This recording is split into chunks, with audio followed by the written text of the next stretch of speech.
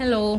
അപ്പോൾ നമ്മൾ ബേസിക് ക്ലാസ്സിൻ്റെ പ്രാക്ടീസ് സെക്ഷൻ തുടങ്ങാൻ പോകണം. അപ്പോൾ നമ്മൾ ഇങ്ങനെ ഗൂഗിളിൽ നിന്നൊക്കെ പിൻട്രസ്റ്റിൽ നിന്നൊക്കെ ഡൗൺലോഡ് എടുത്തിട്ട് ടെംപ്ലേറ്റ്സ് എന്ന് പറഞ്ഞിട്ട് കിട്ടും.